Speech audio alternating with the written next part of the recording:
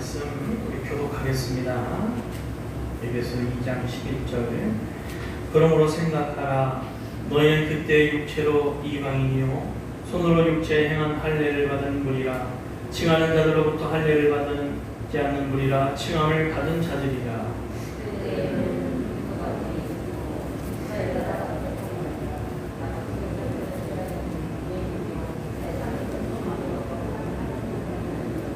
이제는 전에 멀리 있던 너희가 그리스도 예수 안에서 그리스도의 피로 가까워졌느니라.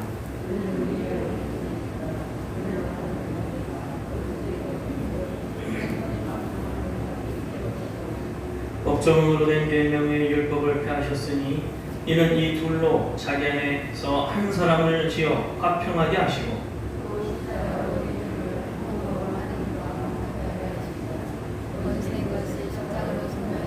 또 오셔서 먼 데 있는 너희에게 평안을 전하시고 가까운 데 있는 자들에게 평안을 전하셨으니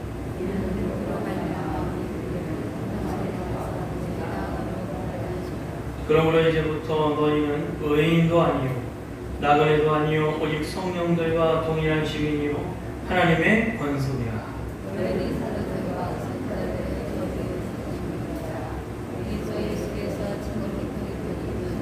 그의 안에서 건물마다 서로 연결하여 주 안에서 성전이 되어가고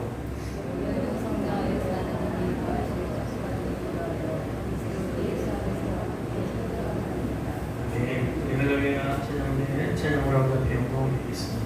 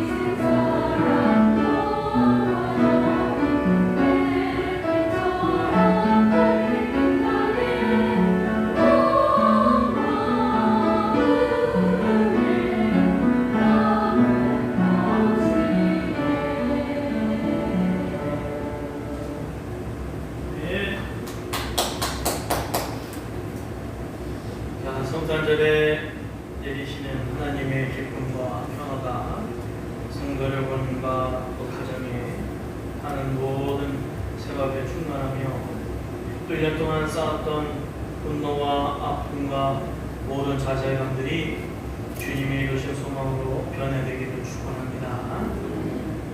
자, 이후로 하나님의 평강이 여러분의 삶을 지배하기를 간절히 축원합니다.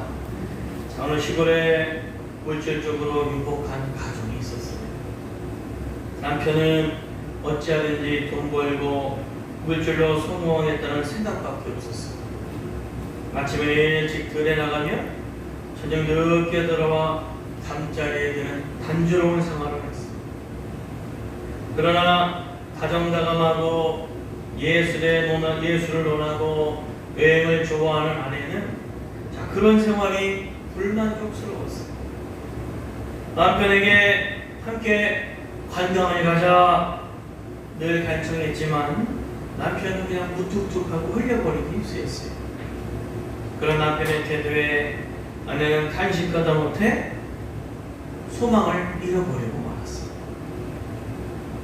그 뒤로 부인은 시름시름 앓다가 맹장이 터졌어요. 맹장이 터지면 뭐가 돼요? 엉망령이 되죠. 맹장을 수술한 뒤 부인이 회복이 되지 않는 거예요. 그냥 간단한 수술 아니면 그냥 되죠. 마침내 의사가 얘기를 하는 거예요. 환자가 가망이 없는 것 같습니다. 왜 맹장 수술 왜 그래요? 그랬더니 부인이 살려고 하는 의지가 하나도 없기 때문에 회복이 안 되는 거예요. 그러자 옆에 있던 남편이 자기 팔을 걷어붙이고 내 피를 수혈해 달라 의사에게 요청을 했어요. 다행히도 같은 A형이어서 수혈을 할 수가 있어요. 근데 시골 병원이어서 병에 이렇게 넣어가지고 이렇게 주는 게 아니라 팔에서 직접 팔로 이렇게 줄 수밖에 없는 거예요. 남편의 팔에서 옆에 누워서 아내의 팔로 직접 수혈을 해줄 수밖에 없었어요. 아내는 수혈을 받는 동안 남편이 말없이 자기를 바라보면서 뜨겁게 자기를 사랑하고 있구나라는 사실을 깨닫게 된 거예요. 마음속에 온갖 미운 감정 모든 게 한순간에 씻어 없어져 버리더라는 거예요. 그래서 다시금 희망을 갖게 됐다고 해요. 자, 예수님의 오심은 가망 없는 인간들에게 소망을 수혈하기 위해 오셨다는 거죠. 예수님은 마국간이라는 가장 귀찮은 곳에서 탄생하셨죠. 뿐만 아니라 머리 둘 곳도 없는 가난하고 천한 삶을 사셨어요. 그리고 마지막으로 사람들을 위하여 자신의 피를 모두 쏟으시고 고난, 죽음을 당하셨어요. 이처럼 예수님의 빈천한 고난의 생애에는 사해수 마을이 있고 저 아래서 죽음을 기다리는 인류에게 참된 소망과 행복을 주시는 것이었습니다. 그래서 로마서 5장 8절에 우리가 아직 죄인되었을 때에 그리스도께서 우리를 위하여 죽으심으로 하나님께서 우리에게 대한 자기의 사랑을 확증하셨느니라 그랬어요. 우리가 사는 세상에는 진정한 평화도 행복도 없다라는 거예요. 복음성에도 복음서가 있잖아요. 세상은 평화 원하지만 전쟁이 소문도 늘어간다. 이 모든 인간 고통 두려움 끝그 지겨움은 끝났네. 절망, 세상은 소망을 원하고 평화를 원한다는 거죠. 그러나 진정한 소망도 평화도 없는 곳이 바로 우리가 사는 이 세상이에요. 혹 평화가 있는 것 같지만 세상에서 누리는 평화는 잠깐 머무는 것이고 희망 역시 실현 가능성이 없는 것일 때가 많이 있어요. 그럼에도 불구하고 사람들은 끊임없이 평화를 갈구하고 희망을 찾아다니지요. 스위스의 철학자 중에 힐티라는 사람이 있어요. 그는 특별한 인간 행복에 대하여서 이 관심을 가지고 연구한 사람이에요. 아무리 인간적인 방법, 논리, 그리고 지식을 총동원해서 행복을 추구하려 해도 그냥 추상적인 거에 불과하더라는 거예요. 마지막으로 히트는 성경책을 한번 읽어봐야 되겠다. 성경을 읽기 시작했어요. 성경을 읽다 보니까 성경 안에 참다운 행복론이 있다는 걸 깨닫게 됐어요. 그는 모든 사람들의 추앙을 받는 행복론자가 되었습니다. 77년이라는 인생을 살면서 그는 그리스도를 발견한 그때부터 매일같이 성경을 읽고 기도하고 감사하고 찬송하는 생활을 되풀이했다. 그러는 동안 바로 주 안에 있는 시간이 가장 행복한 시간이고 찬송하는 시간이 평화로운 시간임을 확실히 깨달았다. 그의 행복론이 이를 증거하고 있어요. 77세로 세상을 떠날 때 그의 책상머리에 빛바랜 낡은 성경과 영원한 평화라는 논문을 쓰다둔 것이 발견되었다. 히트라는 문처럼 사람들은 세상에서 행복을 찾지만 찾을 수가 없더라는 거예요. 세상에는 없기 때문에 그렇죠. 하나님 없는 기쁨이나 평화나 성공은 모두 세상에서 잠깐 동안만 있을 뿐. 그래서 사람들은 하나님 없는 허전함, 또 그것이 바로 그런 고통을 이겨보려고 술도 마셔보고, 그렇죠? 이상한 짓을 많이 해요. 사랑하는 여러분, 여러분도 하나님을 떠나서는 기쁨도 행복도 찾을 수 없다는 것을 잊지 않아야 할 줄 믿습니다. 하나님 없는 1등보다는 하나님 안에서 꼴찌가 차라리 더 낫다라는 거예요. 시편 84편 10절에 하나님의 집들에서 하루를 보내는 것이 다른 곳에서 첫날을 보내는 것보다 낫사오니 못된 짓만 일삼는 것들 집에서 사느니 나는 차라리 내 하나님의 문지기가 되겠다. 그러나 처음부터 평화도 행복도 없었던 것이 아니에요. 사실 하나님께서 창조하신 처음 생활은 평화로 기쁨이 넘치고 행복이 가득 딜라이트 가든이라고, 딜라이트 가든, 기쁨과 행복이 가득. 하나님께서 처음 사람인 아담 하와를 살게 하시고 에덴 동산은 하나님이 함께 하신 곳이었죠. 기쁨이 충만하고 행복이 넘쳐났어요. 벌거벗었지만 부끄러움도 없었어요. 그렇죠? 에덴이라는 뜻은 기쁨이라는 뜻이에요. 에덴 동산은 기쁨의 동산이 되었다는 거예요. 그런데 사람이 사단의 게임에 빠져서 하나님의 명령을 어기고 죄를 짓고부터 벌거벗은 것이 부끄럽기 시작한 거예요. 그리고 하나님의 눈치를 살피기 시작했어요. 기쁨도 행복도 없어져 버리고 말았죠.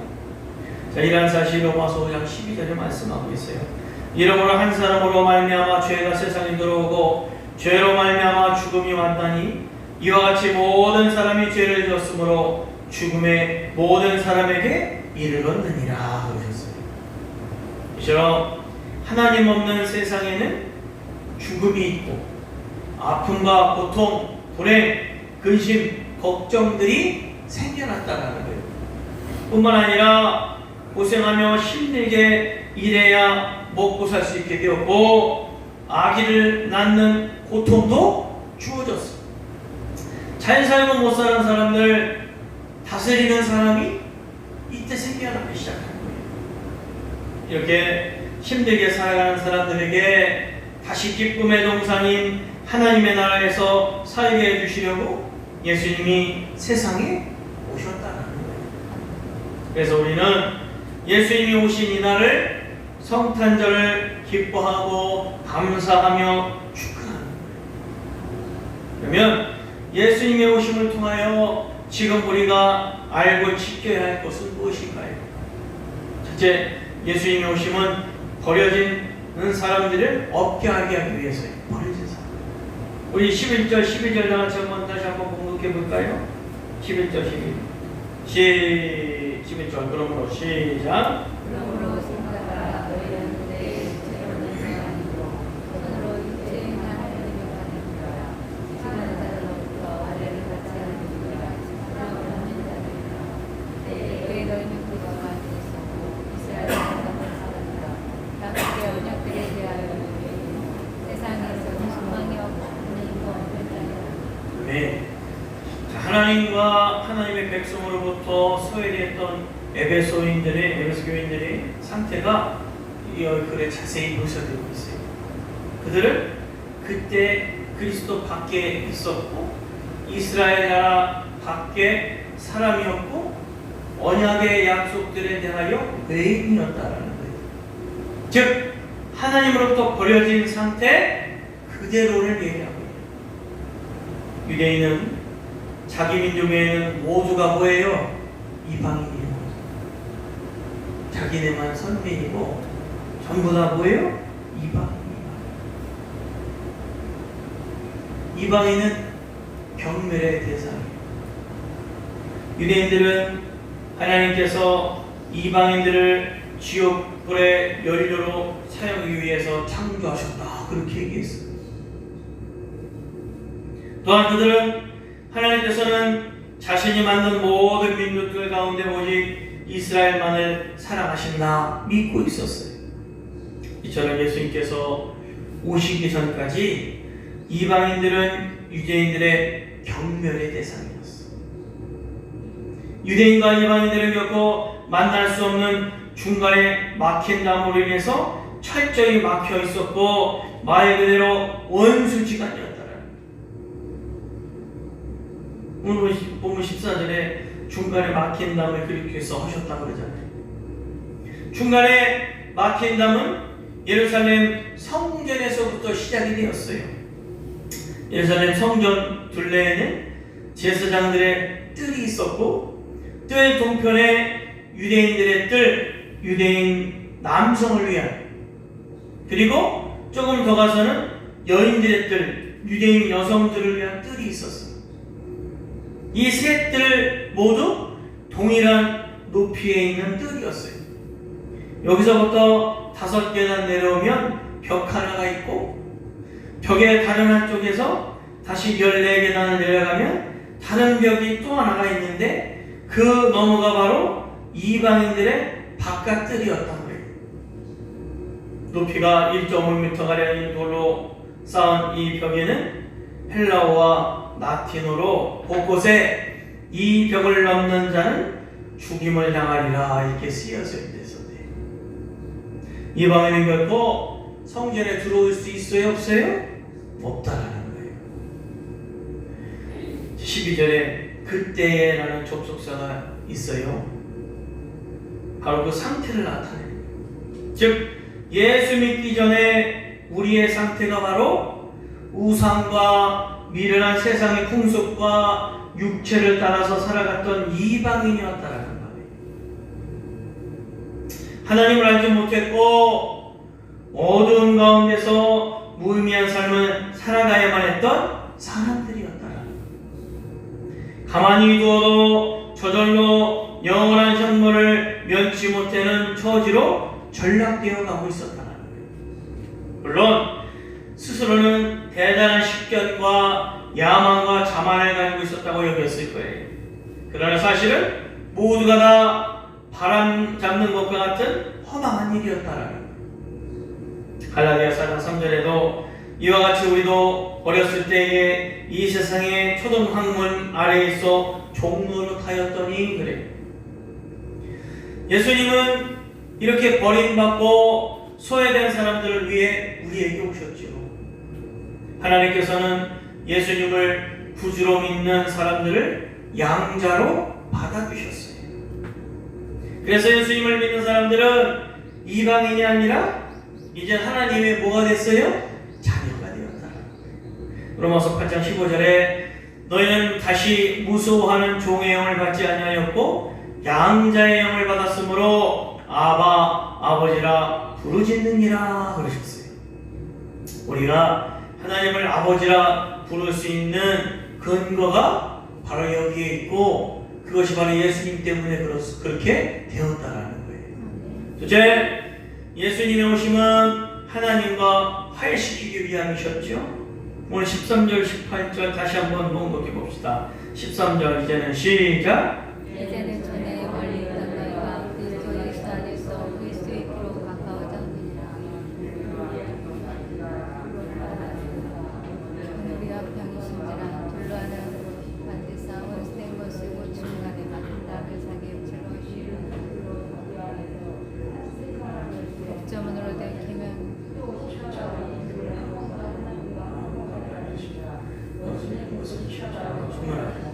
오셔서 먼 데 있는 자들에게 평안을 잡으시고 가까운 데 있는 자들에게 평안을 전하셨습니다. 이는 그런 말이냐 우리 둘이 한 성령 안에서 아버지께 나아감을 얻게 하려 하십니다. 아멘. 13절에 보니까 이제는이라는 또 접속사가 나와요. 상황의 반전, 상황이 뒤집어진 거예요. 즉 우리에게 뭔가 새로운 것을 암시하고 있는 거예요. 그 새로운 것은 때가 찬 경륜을 뜻하는 말씀입니다. 때가 찬 경륜은 뭐냐? 하나님의 뜻을 이루실 때가 되어서 하나님의 나라를 새롭게 이루실 것을 지금 말씀하고 계신 거예요. 이 말씀은 이제 이방인으로서 소외당하고 멸시받았던 시기가 끝났음을 알려주는 거예요.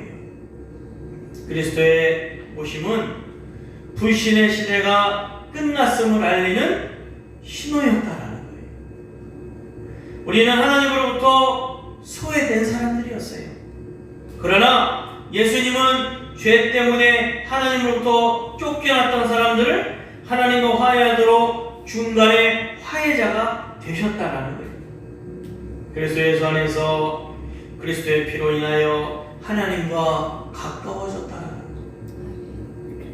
그렇습니다. 예수님의 오심은 불신과 소외의 시대를 끝내고 평화, 화해의 시대를 열어주셨다는 거예요.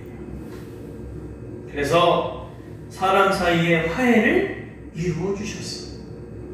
오늘 보면 14, 15절 그리스도의 십자가로 말미암아 이방인과 유대인의 적대적인 감정과 관계를 청산하여서 하나의 새 사람을 만들고 화평케 하셨다는 말씀이죠.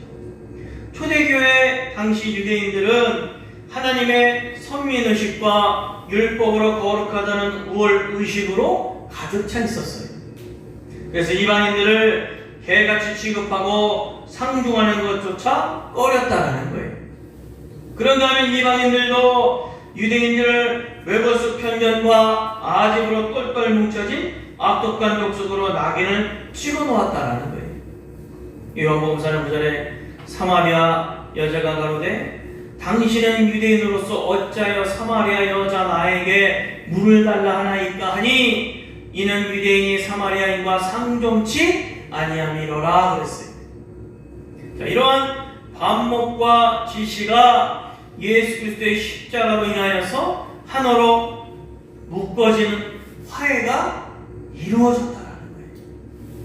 예수 그리스도의 십자가 아래서 결코 영원한 반목과 원수가 있을 수 없다는 거예요. 그렇습니다. 하나님과 화해하기를 원하는 사람은 먼저 사람 사이에 화해를 이루어야 하겠죠.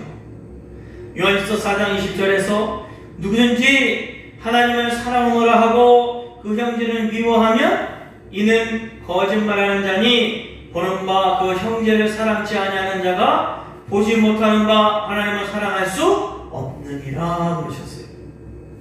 둘째, 하나님과 화해를 이루셨어. 그리고 16절 18절 사람 사이에 화해를 이루신 예수님은 이 둘과 함께 하나님과 화해를 이루셨음을 지금 말씀하고 계신 거예요. 예수님은 사람과 하나님과 화해를 위하여 자신의 몸을 드리셨어요. 즉 십자가로 하나님과 사람 사이에 다리를 놓으셨다라는 거예요. 십자가는 헌신이고 자기 죽음입니다. 주님은 이 화목의 직책을 우리들에게 주셨다는 거예요. 그래서 말씀의 결론 19절, 그러므로 그러지. 결론의 말이에요. 결론의 말. 즉 하나님의 백성인 성도들이 이 땅에서 이루어야 하는 삶의 모습을 말씀하고 있는 거예요. 요약하면 우리는 하나님이 거하신 초소가 되기 위하여 예수 안에서 함께 지어져가는 한 가족이라는 거죠. 이 말씀은 우리 믿음의 공동체를 두고 하신 말씀이에요. 성도 개개인은 하나님이 거하시는 초소라는 거예요. 그리고 성도들은 서로 연결되어 함께 지어져가는 그리스도의 몸이 되는 거죠. 이 평화의 계절에 예수님께서 이루신 평화와 소망과 행복을 누리며 이웃과 함께 이 기쁨을 나누는 또한 아름다운 시간들 되시기를 간절히 축원합니다. 기도하겠어요. 사랑과 풍성하신 아버지 하나님, 저희가 이 코로나 시대에 이 건강의 참 의미와 예배의 참 의미가 무엇인지 다시 한번 느끼게 하여 주시옵소서. 교만치 않고 은혜로의 아버님께 겸손히 영광과 찬양을 올려드리게 하여 주시옵시고, 하루속히 코로나 바이러스가 종식될 수 있도록 풍성한 은혜와 저희들에게 소망을 허락하여 주시옵시고, 어려울수록 서로 나누고 덮어주고 중복이 되어줄 수 있는 아름다운 아버지의 지체들이 다 되게 하여 주시옵소서. 모쪼록 이 성탄의 날 예수님 영광받아 주시옵시고, 저희들 아버지의 축복의 통로가 되게 날마다 힘과 건강함도 허락하여 주시옵소서. 우리에게 큰 소망의 은혜로 복을 내려주실 줄 믿고 예수 그리스도의 이름으로 감사하며 기도드리옵나이다. 아멘. 우리 다 같이 찬송, 우리 112장 찬송하면서 봉헌염을 올려드리겠습니다.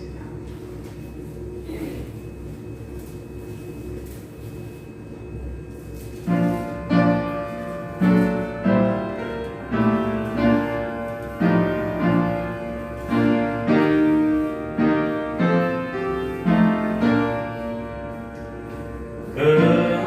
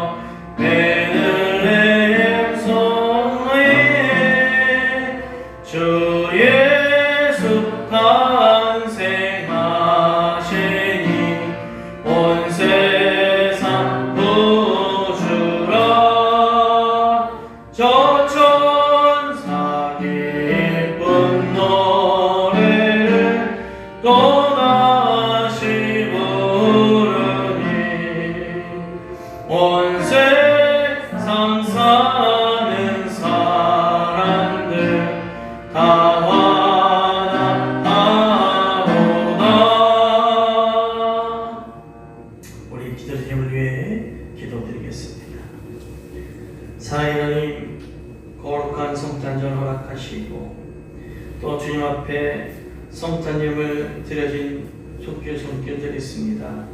드려진 손길 하나님 마음대로 축복하여 주시옵시고 하나님께서 또 크신 은혜와 사랑으로 덧입혀 주시옵시고 이 재단 하나님 눈과 같이 보호하여 주셔서 하나님 들고나는 모든 이들 건강 축복을 얻게 해주시옵시고 자녀들도 눈과 같이 보호하여 주시고 건강 지켜 주시어서 늘 기쁨을 하나님께 영원히 드리는 가정들 되게 하여 주시옵소서. 기쁨이 넘쳐야 성탄 아버지는 고요합니다.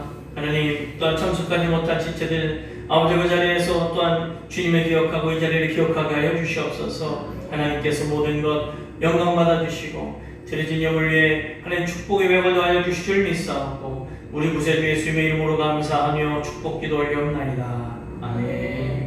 우리 다 찬송 115장 찬송하고 축도로 우리 성탄 예배 마치겠습니다.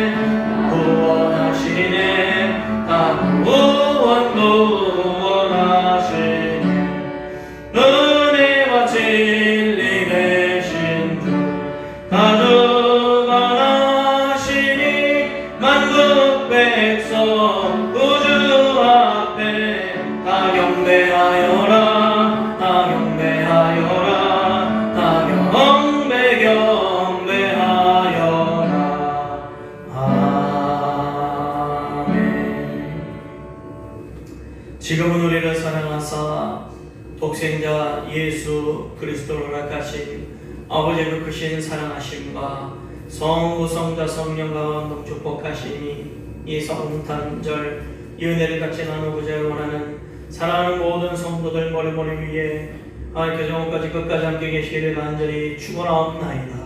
아멘. 아버지 믿습니다. 감사합니다. 말씀을 지켜주시옵소서.